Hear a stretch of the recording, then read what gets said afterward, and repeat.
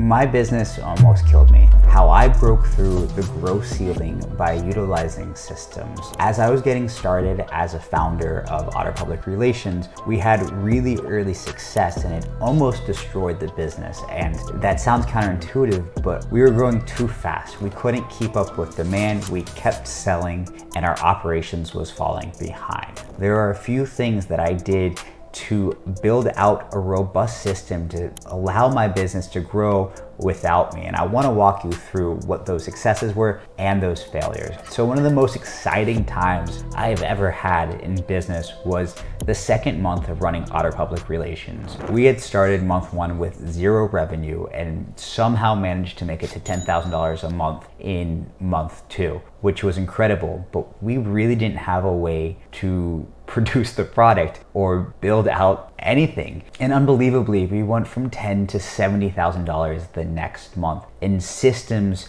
had to be built immediately to allow me to scale my business. One of the first things we did was figure out how to hire. We started by just bringing on any contractor we could.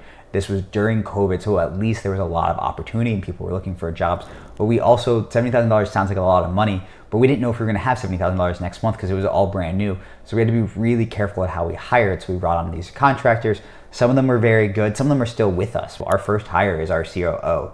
Our second hire is still with us. Our third hire is still with us. And that is part of the reason why we were able to have that success. So we built out a system in sales, which wasn't really a system. It was me and my co-founder doing sales. And then we were also trying to run the operations. So the first person we hired in the beginning of building our systems was now our COO. We hired her at a coffee shop with no experience and she came to work in our apartment. And that was the beginning of building systems and being successful. We did a little bit more sales. We got to that six-figure point, I think it was in month 3 or 4, where 6 figures a month in revenue. And so we really started scaling the team. We went from that first hire, then we hired a writer, then we tried a couple other contractors, and then we ended up with about 10 employees working out of our home office.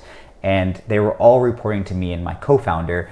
And that was the next piece, is we were hiring people, but they all reported to us. And after about 5 people, your systems begin to break down. We had high cancellation rates, we had chargeback rates, unhappy customers, and those reviews could extremely damage our brand if we didn't figure out what we were doing. So the next piece of systemizing my business was building a clear org structure. So we brought in a head of sales.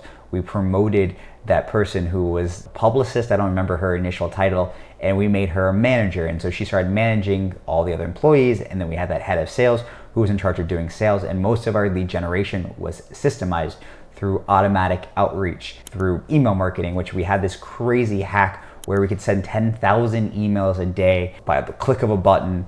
God knows how it worked. It was printing us money.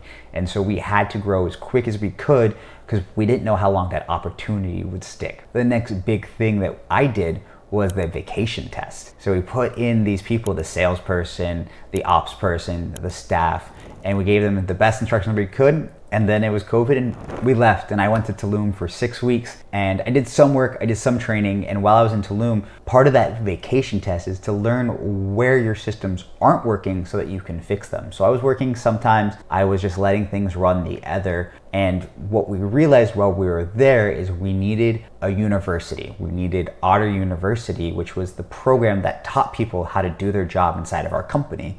So that way we could hire quickly. So while on that trip, I still wasn't operating in the business. I started building the business, building systems that would allow me to scale. And I started with Otter University. I built out over 100 training videos teaching how to do each job that I was currently doing. And then as soon as we got back, we went from 10 employees to 30 employees overnight because we built systems. I focused on a recruiting system. I learned how to hire. We did not hire a firm. We used an application tracking software. I learned about assessments, and I had a university that they could go to and learn. And that was the difference between 100,000 and 600,000. It exploded our success. And the best part is our retention went from 2 months to over a year. Now that's where I am in this business, is I am continuing to scale, and I've hit another cliff limit based on sales, and a couple other bottlenecks. But what I've learned is how to systematically attack these issues and bottlenecks and to reprogram a department. So what you need to do is, as you hit these growth stages, and then you have to fix, but you have to know where and what to fix. You have to learn what the biggest issue is, and you can't spend time fixing things that is a 1% issue. So if your cancellation rate's 1%, that's not your issue. If your sales are converting at less than 10%, that might be your issue. And so recently we had a rough couple quarters, and we really dived into the sales process, and we looked at the sales team, and we realized that our conversions had dropped from 40% to 8% over about a 9-month period. And so we had to start reinventing that process, retraining, restaffing. I personally went back into sales to look at that bottleneck of my business and to regrow that. And once I went back in, I built those systems.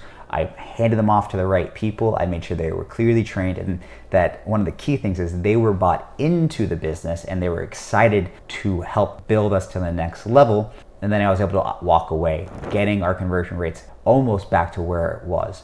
So part of these systems is having a system to help you identify where you need to spend your time and attention. If you're a founder and you're struggling to scale and grow through strong systems, I have a brand new program, and you can grab the link down below to subscribe. And this program is designed to help you systemize your business. But one of the unique things about the way I do it is I'm not systemizing specifically with AI or automation. And yes, we use a lot of AI and automation, but it's also with that human touch, because true white glove, high level services like what I'm trying to teach and help people build is how to run businesses that work with companies like Alibaba, in Hilton, in Senators. AI is not going to do that. You have to build a relationship, and you have to have people first using those other tools to help you excel and go past your competition. So if you want to help systemize your business, grab that link down below.